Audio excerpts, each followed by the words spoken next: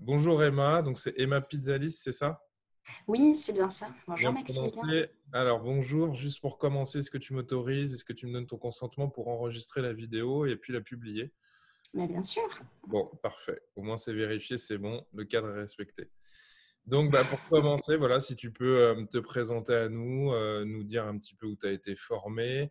Je crois que tu es pour l'instant la plus jeune diplômée que j'ai pu avoir depuis le début des interviews. Donc voilà, nous dire ton parcours et où tu travailles actuellement. Voilà. Ok. Bah déjà, je te remercie beaucoup de ton invitation. C'est un vrai plaisir pour moi d'échanger avec toi. Moi, j'ai eu mon diplôme de psychologue clinicienne en 2015.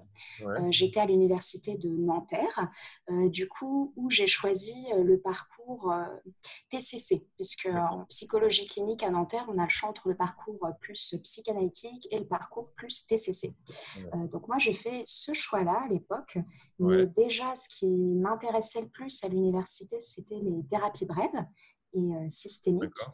que j'ai découvert un peu par hasard, en fait, plutôt en Ouais, lisant de la science-fiction qu'en lisant de la psychologie. Donc, c'est assez d'accord. rigolo, ou qu'en Ok. suivant des conseils de lecture universitaires.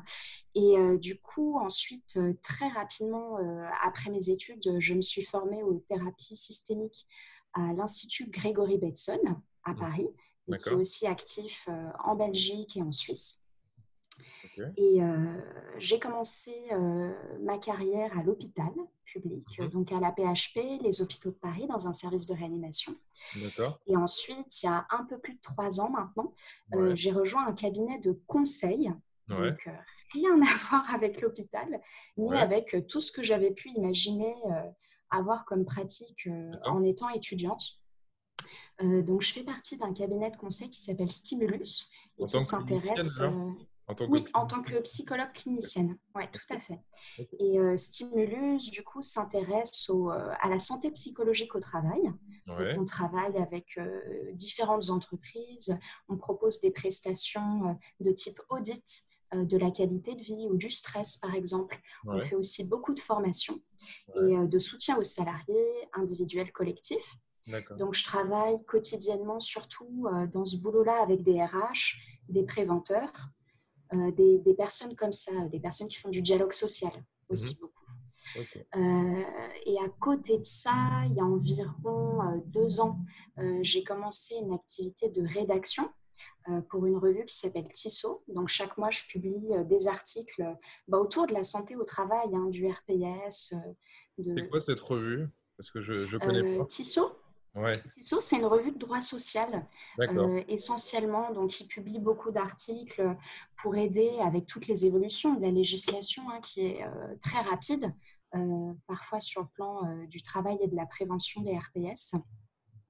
Donc pour aider tous ces gens-là dont je te parlais, avec qui je travaille, à suivre la réglementation et à l'appliquer dans leur D'accord. entreprise. Et cette revue a une rubrique consacrée à la santé, la sécurité et au risque psychosocial. D'accord. Ok. Ok. Ok.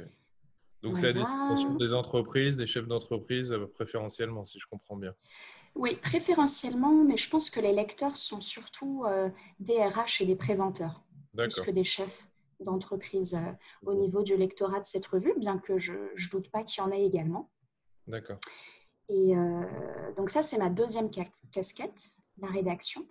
Et enfin, je partage mon temps avec une petite consultation de psychothérapie libérale D'accord. depuis un peu plus d'un an. Ok. Et donc, en tant que clinicienne, donc finalement, si je résume, tu t'es formée à la systémie, tu as vu la TCC à l'université. Est-ce qu'il y a d'autres Ouais. modèles qui t'inspirent? Est-ce que tu as différentes grilles de lecture? Est-ce que tu es dans un travail uniquement de systémicienne du début à la fin? Comment tu te positionnes par rapport Hmm. à ça? Parce qu'à Bien, je Nanterre, mon dirais centre que est ouvert. oui. Voilà. Oui, à Nanterre, il y a relativement d'ouverture hein, pour différentes approches, différents modèles des Mhm. psychothérapies, de la manière de modéliser la santé mentale aussi, hein, c'est de ça qu'il s'agit également. Ouais, Donc, si tu veux, la grille de lecture TCC, moi, je l'ai en tête assez grossièrement parce que j'ai été formée à ça, surtout en master.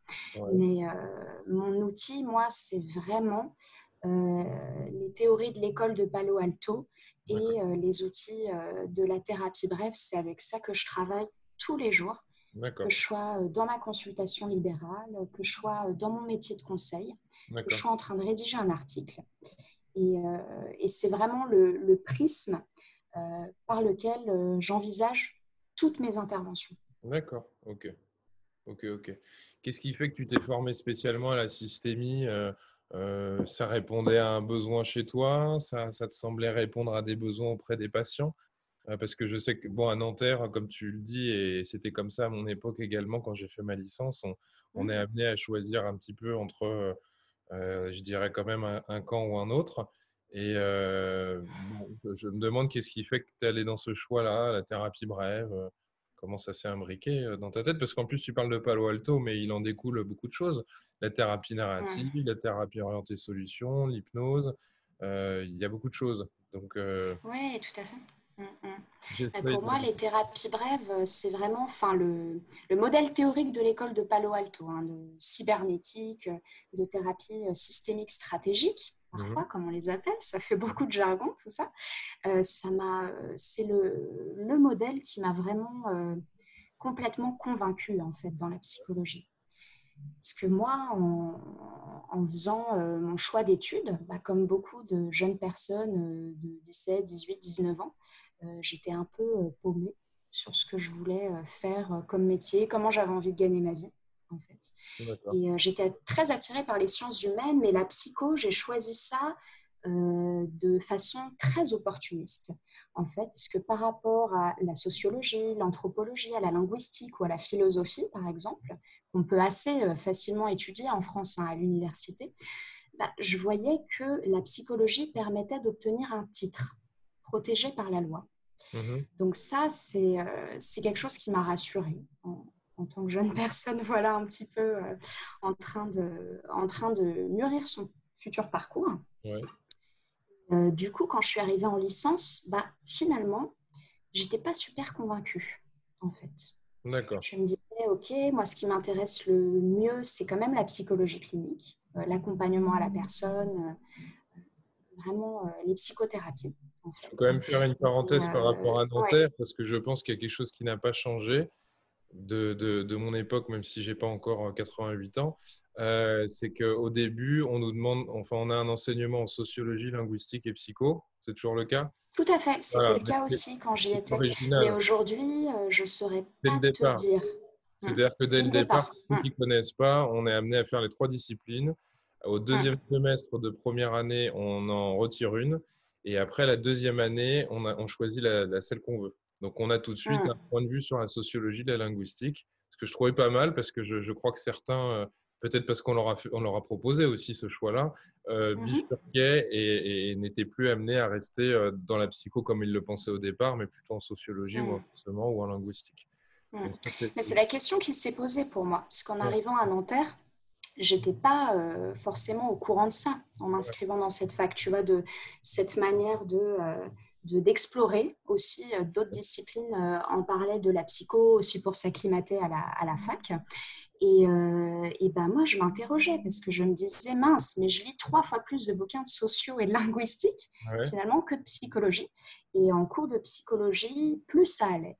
Moi, j'étais à l'aise à me dire, mince, mais avec ces outils-là, est-ce que je vais vraiment pouvoir aider des personnes à aller mieux par rapport à un problème?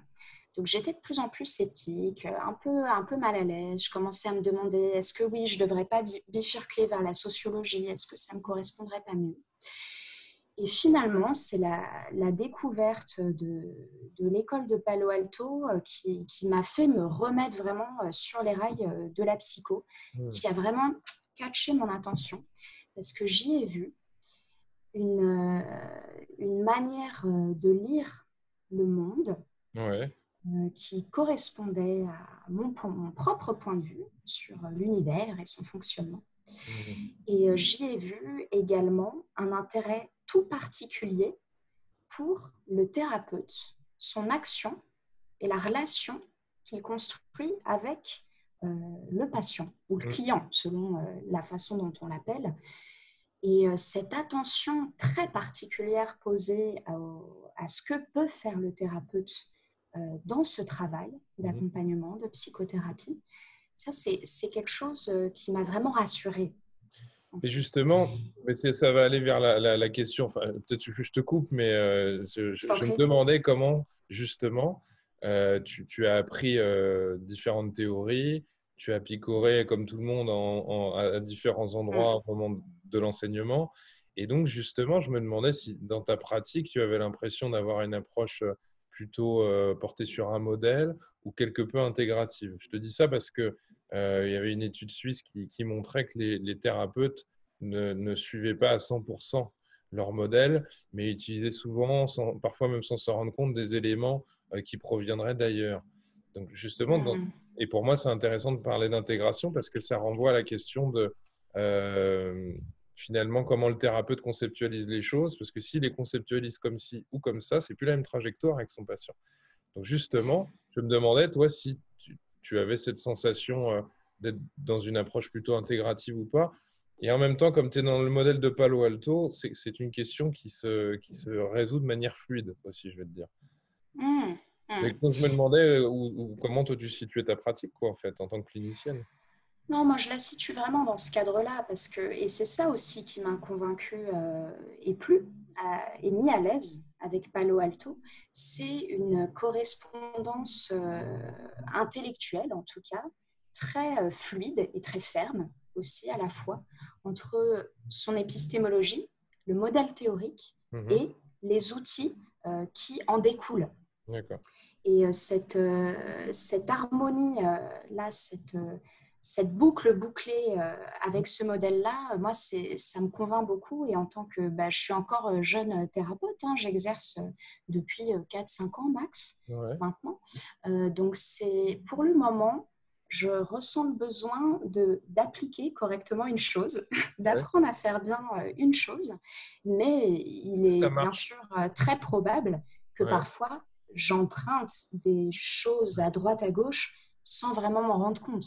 Puisque de toute façon, comme tu le dis, en psychologie, il y a de nombreux auteurs théoriques qui se croisent sans le savoir ou Mm. sans le nommer. Ouais. Donc c'est vrai on a quand même dans le monde de la psychologie beaucoup de choses cloisonnées et en même temps beaucoup de passages sans qu'on sache toujours très bien d'où vient quoi. Alors, justement, je me demandais, est-ce qu'il t'arrive de buter en consultation et est-ce que tu aurais peut-être une anecdote clinique d'un moment où tu étais parti dans une direction et puis tu as réajusté quelque chose, probablement chez toi. Voilà, c'est la question que je me pose parce que euh, Hmm. je pense que ça renvoie à la question de l'adaptation du thérapeute. Est-ce qu'il te viendrait une anecdote comme ça où justement tu vas appliquer consciencieusement comme une jeune thérapeute qui ne veut pas être trop farfelue au départ, mais qui a dû à un moment donné bouger une pierre. Alors là, c'est dommage, j'aurais dû réfléchir avant On va dû parce que je réfléchir n'ai à pas ça. nécessairement une anecdote là récente à raconter. Mais Ouais. je sais que, en tout cas, personnellement, j'applique assez religieusement la méthode, c'est-à-dire que Palo Alto, on propose un outil, toutes les écoles qui forment aux thérapies systémiques proposent un outil comme ça, alors avec des petites différences, hein, de grille dans lequel on note un certain nombre de choses, ce que fait la personne quotidiennement, de quoi elle se plaint au thérapeute. Est-ce qu'il y a d'autres personnes qui semblent impliquées dans son problème? Impliquées ne voulant pas nécessairement dire étant la cause du souci. Hein. Ça peut être aussi des personnes de l'entourage qui essayent d'aider. Parfois. D'accord. Et en appliquant vraiment très religieusement cette grille, et à force d'entraînement, bah, par chance, il m'arrive assez peu fréquemment de buter. En D'accord. fait, vraiment, je me fais suivre aussi très régulièrement en supervision. Je vais suivre. Oui. Donc, dès que C'est joliment dit. j'ai un doute, que je suis pas à l'aise, mais aussi dès que je me sens trop à l'aise et que je suis Mhm. contente de retrouver un patient particulier, je Mhm. file en supervision. D'accord. Et si parfois, du coup, il peut m'arriver d'avoir un sentiment de butée, Ouais. effectivement en séance, ou de réfléchir très fort à ce que je suis en train de faire. Ouais. Là, récemment, je n'aurais pas d'anecdote comme ça à raconter, malheureusement. D'accord. Bon, bah c'est que L'opportunité manquée. C'est que ça va alors, entre guillemets. Pour l'instant, mais il Oui, m'est arrivé, comme tout le monde, de me trouver ouais. très en difficulté, hein, bien sûr. Ouais. Dis-moi, j'ai une question. Si on sort un petit peu de la question clinique, j'aurais voulu savoir. Alors déjà, je me demandais si tu avais le titre de psychothérapeute, si c'était le cas ou pas. En tout cas, qu'est-ce que tu en pensais? Et puis, qu'est-ce que tu as à dire? Comment tu conçois la profession de psychologue? Comment tu la regardes en 2020? Voilà. Hmm. Alors, le titre de psychothérapeute, moi, j'en ai pas fait la réclamation auprès de l'ARS. Je Ouais. me contente de mon titre de psychologue clinicienne pour une raison très simple, qui est que le titre de psychothérapeute en tant que psychlinicien, on l'a automatiquement, ainsi que quelques autres On fait la professions, enfin demande. relativement On fait la demande. automatiquement. Ouais. Ouais. Et le titre de psychologue, c'est déjà pas mal. Ouais. Je trouve que c'est très difficile. J'observe ça tous les jours, moi, pour les personnes tout venant comme ça qui peuvent rechercher l'aide d'un psy, Mhm. de se retrouver dans cette offre de psychologue, psychiatre, psychopraticien, psychothérapeute et peut-être encore d'autres que je ne pense pas à citer, les coachs aussi, Mhm. beaucoup de gens comme ça, des métiers de la relation d'aide. Et psychologue, j'ai l'impression que c'est un titre déjà qui est assez rassurant pour les D'accord. personnes. Donc, Donc, pour au milieu de l'instant, j'ai psychiatrie. jamais vu l'utilité de doubler, Hmm. en tout cas pour moi, hein, Ouais. du terme de psychothérapeute. Et Donc, le terme de psychothérapeute, puisque tu me poses la question, ouais. je suis très perplexe. Et j'ai déjà vu d'ailleurs des billets LinkedIn que tu avais fait ou des posts auxquels j'ai réagi ou en tout cas qui ont marqué mon attention quand je les ai Ouais. lus. C'est qu'effectivement, je pense avoir à peu près compris ce dont il était question en voulant structurer un peu ce titre-là, mais peut-être par un manque d'organisation collective des professionnels, ce type de psychothérapeute s'est trouvé finalement assez vidé de sa substance et permet assez peu, ou en tout cas à un nombre très restreint de professionnels d'être protégés avec ce titre et de pouvoir se faire connaître, rassurer les patients, tous ces besoins-là. Et malheureusement, il y a toute une frange de cet écosystème Mhm. qui, malheureusement, ne bénéficie pas de cette protection, de cette reconnaissance, sachant que c'est dommage puisque c'est aussi une protection pour les patients. Hmm. Et ça me fait penser sur le métier des thérapeutes, la profession, enfin vraiment voilà, cet écosystème dont je parlais. J'observe qu'il y a une grande difficulté d'organisation collective. En fait, Des psychologues, tu veux dire? ouais, les psychologues, j'ai l'impression que Comment c'est ça se très fait, ça? difficile. Comment ça se fait? Est-ce que tu en as quelque chose à en penser? En plus, tu sors de l'université depuis 5 ans. Donc, Mhm. une question que je pourrais te modifier un peu pour le coup, ce serait, est-ce que tu avais perçu ça déjà pendant tes études? Et puis, est-ce que tu as été étonné une fois que tu étais psychologue, en fait? Mhm. Je l'avais déjà perçu pendant Ouais. les études, effectivement, parce que je voyais assez clairement se dessiner une profession peut-être qui allait de plus en plus avec l'avènement et le boom des TCC et de la troisième vague, moi, pendant mes études. Quelque chose de très médical, se mettre en œuvre, Ouais. se structurer avec les psychiatres à partir des psychiatres et des médecins généralistes. Et ensuite, il y a un psychologue qui peut passer. Donc ça, ce n'est pas quelque chose qui m'a étonnée. Je pense qu'il y a différentes raisons historiques et humaines qui conduisent moi en tout cas, à faire ce constat, à Mm. observer ça.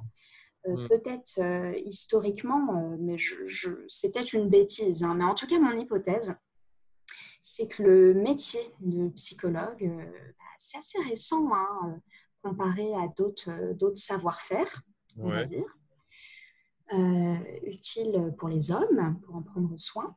Et peut-être que ce métier est apparu après, en France, qu'aient disparu les systèmes de corporation. Mhm. De manière très, très globale. Hein. D'accord.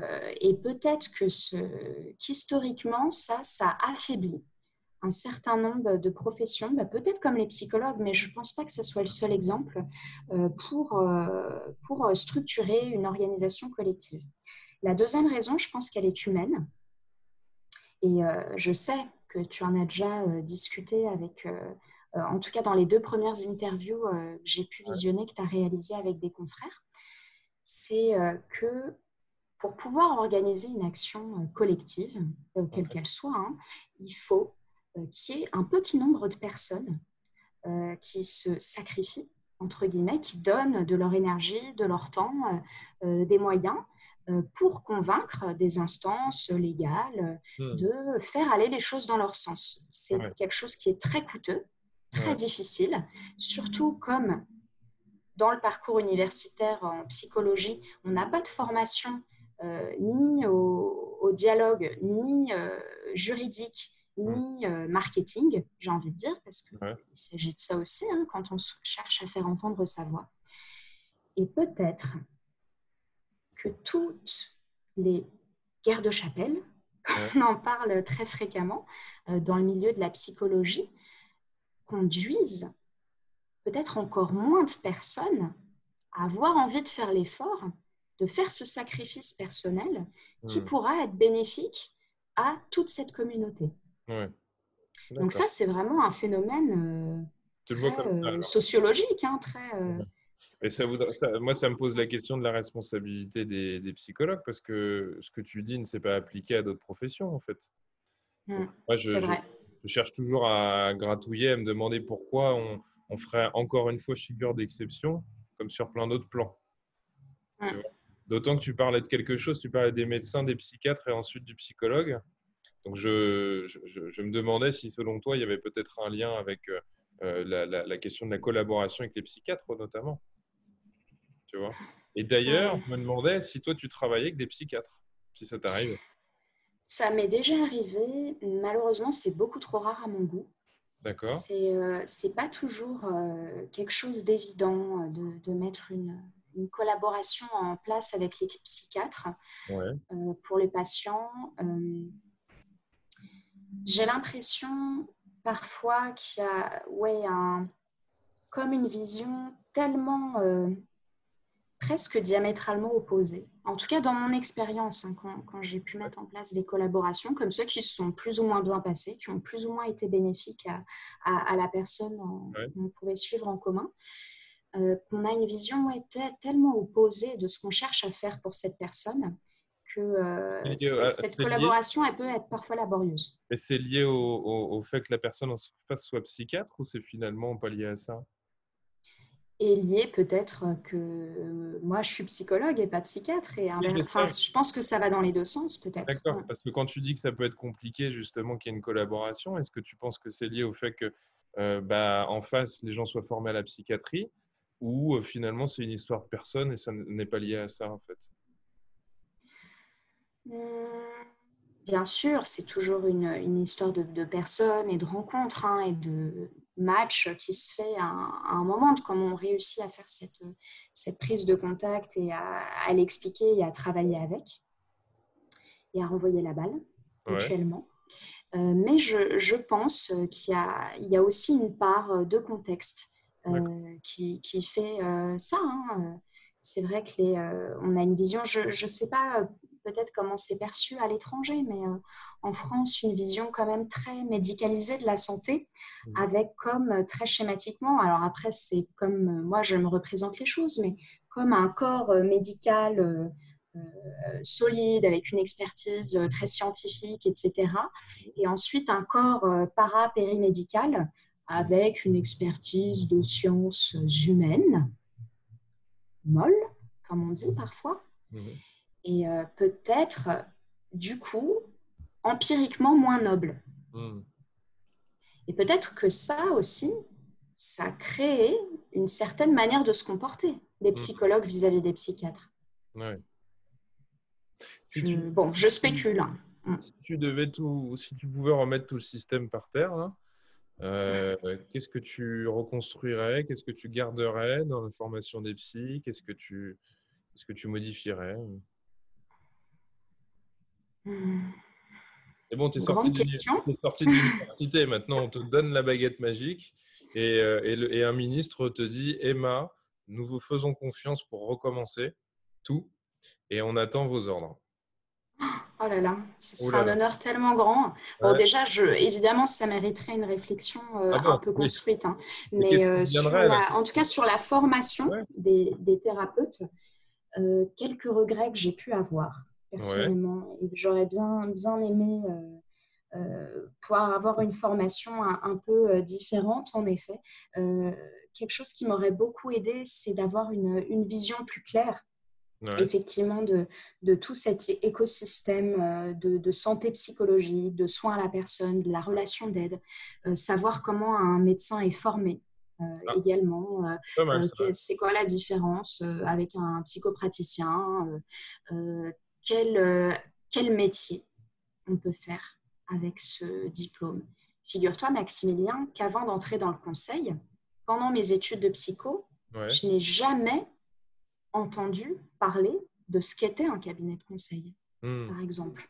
Ouais.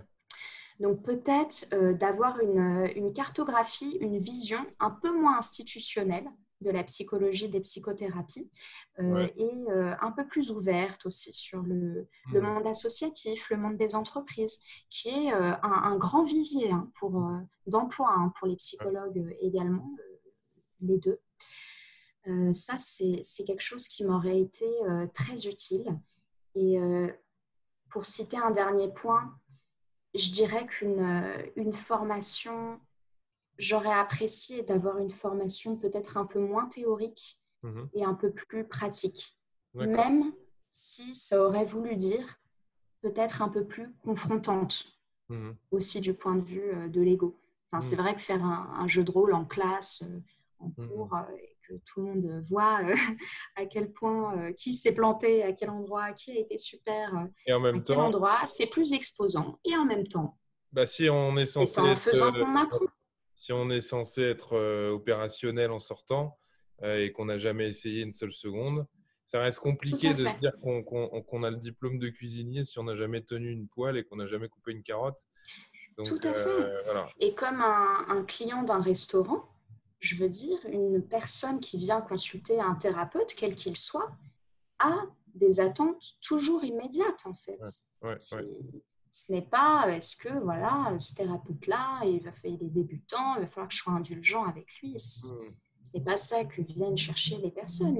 Ouais. Ils viennent, ils ont besoin d'aide, ils prennent leur courage à deux mains pour le dire et le faire et venir et dépenser de l'argent. Ouais. Et je trouve ça tout à fait normal que les patients aient des attentes comme Mhm. ça, qu'on doit s'efforcer d'accompagner, de combler. Je vais te poser une question un peu plus engageante alors. Comment tu vois, selon toi, la profession dans 10 ans? Si tu devais nous dire un peu comment tu vois les choses, elle va aller dans quelle direction? Il va se passer quoi? Hum, Alors, sachant qu'on n'a pas la je même pense représentation que, quand on a ouais, 25 ans d'expérience ou quand on en a 5 comme toi. tout à fait, tout Mais à fait, bon, ouais. je me dis comment tu perçois les choses, quoi. C'est intéressant. Ouais, c'est vrai que c'est toujours un peu difficile de faire de la prospective comme ça sur les 10 ans à venir, mais Ouais, mais je pense que ça va beaucoup dépendre de l'issue que va trouver les tests qui sont en cours, les projets pilotes dans quelques régions en France où on a commencé à voir de quelle manière on pourrait faire un circuit pour rembourser mhm. les psychothérapies aux Ouais. usagers. Je Je pense que ne ça sais va être plus déterminant. quelle région ça concerne. Mhm. Et je pense que de l'issue de cette expérimentation pourrait se dégager une tournure encore plus nette dans voilà, l'hypothèse que je t'ai fait, ma description là, d'un chapeau médical avec Ouais. des techniciens paramédicaux, en fait. pour Bon, résoudre un certain nombre de je problèmes. peux déjà te dire que ton hypothèse est infirmée. En tout cas, elle est confirmée dans le sens où elle ne rend pas grâce à la profession et apparemment ne lui a pas rendu service. Voilà. Donc, je te le dis. De quelle manière elle a Ah, déjà pas rendu service bah, c'est-à-dire qu'il y a beaucoup de professionnels qui sont assez en colère de ne Ah pouvoir oui. rembourser qu'à un tarif plafonné et les rapports qui ont été rendus n'ont rien de très constructif par rapport à la profession. Bah, Maintenant, oui, et puis c'est vrai que c'est quand même quelque chose de tout à fait étrange, hein, ce plafonnement-là, parce que tous les professionnels de la santé, qu'ils soient médecins ou pas, aujourd'hui en France, ont la liberté de pratiquer le dépassement d'honoraires qu'ils souhaitent. hmm, Dans ce cadre-là, c'est vrai que c'est un peu compliqué d'envisager qu'il ouais, en irait différemment pour les psychologues, sachant qu'en France, on a quand même une histoire ouais. avec la psychologie et la psychanalyse. Mais j'aurais Donc tendance à dire que le problème, il est circulaire. En ça l'est toujours. bonne praticienne de Palo Alto, tu pourras te dire que forcément, on rentre dans un système pour lequel on savait ce qui se passait déjà. Et j'ai envie de dire, si on demande exceptionnellement aux psychologues de n'être remboursés qu'à un tarif miniature, libre à eux de ne pas participer à ça. Mais bon, j'imagine bien qu'il n'y avait pas une mauvaise intention de ceux qui ont accepté, notamment le ou les collectifs, mais qui avaient l'idée qu'il y aurait quelque chose d'autre après. Et a priori, ça n'a pas débouché sur du mieux. Donc, je me pose toujours la question de qu'est-ce que j'accepte aussi dès le départ et puis à quoi j'ai participé, quoi. Voilà. Pour Oui, moi, mais pour puis ma part, hein. ça pose toujours la question de quelle manière on peut encadrer les professions et les savoir-faire, hein, parce que c'est vrai que tu sais peut-être que les, les fans de Palo Alto parlent souvent de faire plus de la même chose. Je ne sais pas si Oui, tu as entendu bah cet si, idiome. si, si. Et effectivement, Ça s'appelle un chercher changement. à Voilà. toujours plus Ouais. encadré par de nouvelles législations autour du titre, de nouvelles manières d'encadrer, de faire encadrer la pratique des psychothérapeutes par des médecins. Hmm. Ça n'a pas l'air de servir hein, du tout le public, qui est moi quand même ma première préoccupation, les gens qui vont chez un psychologue. Oui, Et à mais partir de là, est-ce que les thérapeutes, les psys, est-ce que ça va les encourager à s'organiser collectivement? Peut-être. Je, hmm. je laisse le bénéfice du doute. Et, euh, et pourquoi pas aussi euh, réfléchir à m'engager moi aussi dans un mouvement comme celui-là. Tu t'engagerais avec qui? C'est la question aussi. Alors, juste la parenthèse, Mm. faire plus de la même chose, c'est le changement de type 1 pour ceux que ça intéresse. Et c'est Václavic qui parle de ça. C'est-à-dire qu'en fait, on tourne en rond. Et un changement de type 2, c'est un véritable changement qui vient modifier le système qu'on alimente depuis le début. Donc, c'est ça. Mais justement, toi, tu t'engagerais où? Avec qui? Est-ce que tu as. Quand tu parles d'engagement, je me dis, tu t'engagerais vers qui, en fait, vers quoi?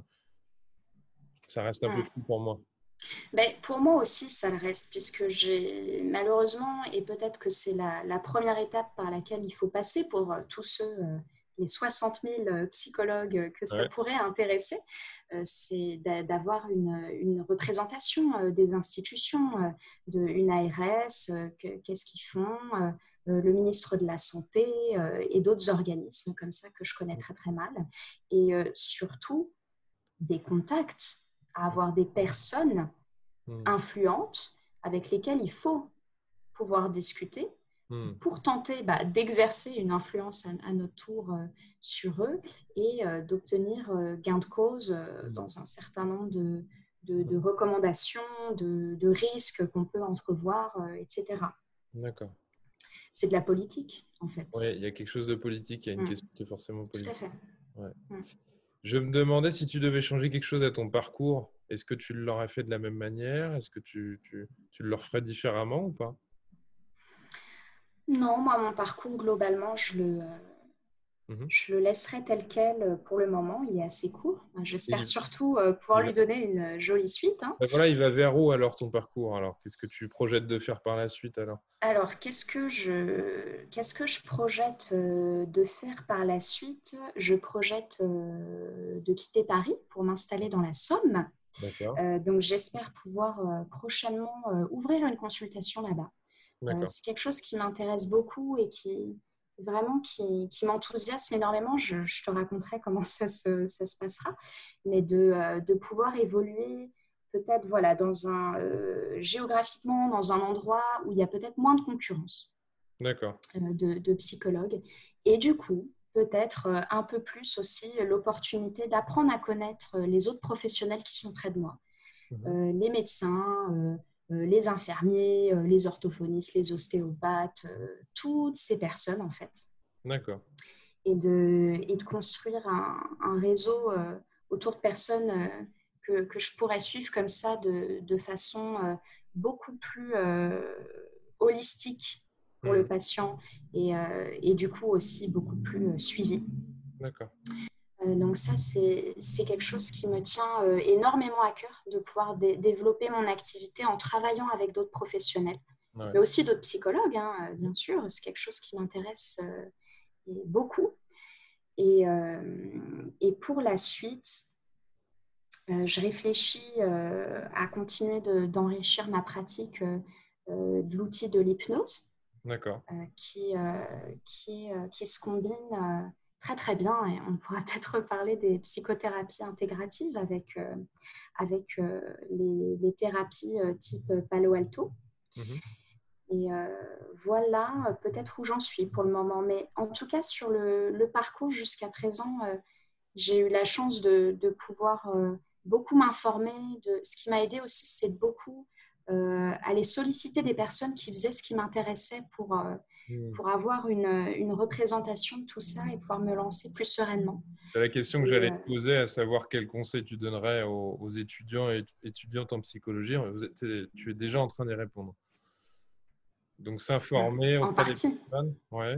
Ah ouais, ouais, ouais, vraiment ne pas hésiter à solliciter des personnes pour tout simplement échanger en fait de la pratique, puisque c'est aussi déjà une manière de se constituer un réseau professionnel, parce qu'il y a parfois des personnes voilà, sympas, avec un peu de temps à perdre, un petit quart d'heure, une demi-heure au téléphone, et à qui ça fait tout à fait plaisir en fait Mhm. de renseigner un jeune confrère. D'échanger comme ça avec autrui. Donc ça c'est quelque chose de vraiment très aidant. Et ouais, je recommande vraiment à tous les étudiants, les jeunes pros, de, de faire ça, ouais, le Ok. plus qu'ils peuvent. Ouais. Est-ce En que tu plus, as... on a les réseaux sociaux à notre disposition aujourd'hui, c'est quand même plus facile. Ouais, exactement. Est-ce que tu aurais quelque chose à ajouter par rapport à tout ce qu'on s'est dit, notamment par rapport à la profession? Euh, Est-ce que tu aurais des choses que tu pourrais, auxquelles tu aurais pensé depuis tout à l'heure? Hum, Sur la profession des psys, bon, là, je vois pas de choses que je pourrais D'accord. t'ajouter dans Ok. l'immédiat. Ok, ok. Bon, bah écoute, on a fait le tour un peu des questions que je voulais te poser. Je voulais te remercier parce que ça rajoute encore quelques petits éléments de réflexion. Je trouve que c'est intéressant d'avoir le point de vue un peu de ceux qui viennent de sortir de l'université, ceux qui en sont sortis depuis très longtemps. Et puis, ça rajoute une pierre à l'édifice. Et puis, peut-être qu'à l'avenir, comme je commence à y penser, il serait intéressant de proposer un débat en ligne avec une question et deux, trois professionnels qui viendraient débattre Hmm, ensemble. Ça pourrait être pas tout à mal. fait, mais je pense même déjà à une question qu'on peut se garder au Ah, chaud oui. éventuellement pour plus tard. C'est vis-à-vis de l'intégration. Mhm, Bon, ça concerne un peu moins voilà, la profession de psychologue de façon globale et son avenir. mhm, Mais effectivement, les thérapies intégratives, moi, c'est quelque chose qui m'interpelle beaucoup, mhm. cette pratique d'intégration. Parce que comme je te le disais, moi je suis vraiment une puriste, vraiment, Palo Alto, c'est vraiment ma carte du monde, quoi, Et que j'utilise pour traverser les différentes missions, les différents Palo Alto, accompagnements que je peux Palo réaliser. Alto, Palo Alto reste quand même un univers avec différents types de praticiens. C'est-à-dire que Ah euh, oui, tout à fait. Tout à fait. Zadig et Mm. JLA ne fonctionnaient pas de la même manière, Ericsson non plus. Donc, par définition, Palo Alto, c'est un point de convergence, mais il y a eu des divergences, il y a eu des développements sur certains points. Donc, tu vois, d'une certaine manière, pour moi, la question de l'intégration, plus généralement, elle pose la question des convergences et des divergences entre Tout à ces fait. pratiques. Et pour moi, c'est une question qui devrait intéresser les psychologues qui pour moi sont à même d'avoir une expertise sur la psychothérapie assez facilement. Et ça permet de penser la cohabitation aussi au sein de l'université. Notamment, Mm. toi, tu as dû choisir entre une trajectoire et une autre trajectoire, mais j'aurais pu te dire que l'approche systémique, elle n'était pas dans les deux qu'on te proposait, et l'approche humaniste Et non. non, Voilà. et Donc, non, c'est vrai. Et en tout cas, pour aller au bout du propos, ouais. cette pratique d'intégrer des modèles qui, parfois, sur le plan théorique, s'opposent très fortement. Mhm. Par exemple, les TCC et Palo Alto, c'est quand même une vision de ce qu'est la santé Mhm. et des réponses qu'on doit apporter aux problématiques de santé ou des problématiques d'interaction, Mhm. puisque Palo Alto, c'est en ces termes-là qu'il le pose, contrairement au TCC qui pose les choses de manière plus médicale, voilà, autour de la cognition notamment, et des émotions de plus en plus. Et par exemple, mélanger un peu de Palo Alto et mélanger un peu de TCC, Ouais. concrètement, sur certains types de problèmes, on peut le faire. Mhm. Par exemple, sur toutes les problématiques anxieuses, de peur, d'anxiété, il y a un mouvement commun qui est d'aller vers de l'exposition, voilà, d'avoir des expériences, de faire des expériences in vivo, pas dans le cabinet nécessairement, dans la vie courante, pour se désensibiliser, comme on dit dans les TCC. Donc, en ce sens-là, c'est quelque chose qu'on peut faire. Mais intellectuellement, le chemin théorique qui amène à faire ça est diamétralement opposé. Ouais. Donc ça fait que sur les troubles anxieux, c'est OK, mais que par exemple, sur les troubles obsessionnels compulsifs, c'est des manières de suivre le patient et les exercices, les choses qu'on lui demande de Ouais. faire une fois qu'il est rentré chez lui, entre les deux séances, Mhm. qui sont diamétralement opposés. Donc pour moi, c'est assez tranché hein, ce que je vais dire, mais bon, des fois c'est aussi comme ça qu'on fait avancer le dialogue en posant des choses contradictoires. Sinon, le dialogue ne porte pas ce nom. C'est compliqué sur le plan vraiment intellectuel et théorique. Moi, c'est ça le principal obstacle que je vois à l'intégration des psychothérapies. Et je me dis que quelque part, et c'est ça qui est provoque, c'est quelque part, peut-être, mais peut-être que je dis ça à mon âge et que je n'aurai pas du tout le même discours dans 20 ans, dans 30 ans, quelque part, c'est un aveu d'échec. OK, finalement, tel type de thérapie ne marche pas hyper bien avec les troubles obsessionnels. Qu'est-ce que je vais aller pouvoir chercher ailleurs pour compléter ces outils? Ouais. Donc, à ce titre-là, c'est quelque chose que je trouve assez délicat, en tout cas, de promouvoir l'intégration des psychothérapies en tant que telles. En tout D'accord. cas. Enfin, Mhm. j'imagine qu'on ne peut pas le faire sans se poser vraiment ces questions. C'est Et sûr. peut-être que ça m'amène à un dernier conseil pour mes jeunes confrères de mon Ouais. âge, Ouais. c'est de toujours réfléchir à ce que vous faites avec les patients, avec les clients, à pourquoi on le fait de la manière dont on le fait. Mhm. Pas nécessairement pour se torturer et se flageller qu'on n'a pas fait peut-être la meilleure chose qu'on pouvait envisager de faire à ce moment-là. Mhm. Mais simplement pour toujours avoir un recul sur la fin qu'on poursuit. Parce que les psychothérapies, c'est quand même un drôle d'exercice, quoi, d'accompagner comme ça des gens, de discuter dans un cabinet pendant 1 heure et puis d'apprendre à se connaître et puis de chercher à faire évoluer les choses comme ça à partir du dialogue. Mhm. Ça pose vraiment très, très, très fort cette pratique-là, la question de la fin qui est poursuivie et des moyens qui sont alloués à cette fin. Mhm. Si, en tant que thérapeute, moi, j'ai beaucoup entendu parler de Rogers pendant mes études et les conditions nécessaires et suffisantes de l'alliance, de la construction de l'alliance thérapeutique. Il y a une de ces conditions qui, tu le sais, est la chaleur, une certaine forme d'empathie qui n'est pas de la compassion, mais qui est quand même une certaine forme de chaleur humaine, que Rogers, en tout cas, recommande à tous les thérapeutes d'observer. Mais par exemple, si je suis un patient qui est déprimé, diagnostiqué dépressif, qui en est à sa 5e thérapie, et qui dans mon bureau, avec moi, en tout cas moi, thérapeute, je n'arrive pas à le faire avancer par de quelconques recadrages, tout tombe à l'eau, tout pris sous la force en fait du mal-être de cette personne, à quel point conserver une attitude chaleureuse, compassionnelle ne va pas encourager cette personne à poursuivre de manière infinie des plaintes avec moi dans le cabinet, chez elle, avec ses proches et de continuer c'est pas très politiquement correct ce que je vais dire, mais de les exaspérer toujours plus et de se retrouver toujours plus seul et de se retrouver toujours plus déprimé de cette solitude. Mhm. Est-ce que à ce moment-là, est-ce que je rends service Mhm.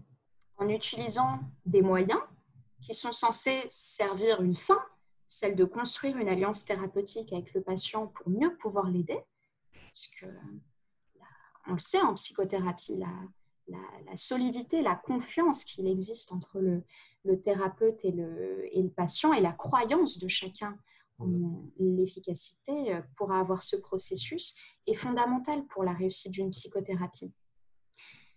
Donc parfois, dans ce métier, il y a des objectifs très généraux qui peuvent nous conduire à avoir une certaine attitude qui peut, malgré nous, nous conduire à desservir cet objectif. Mhm.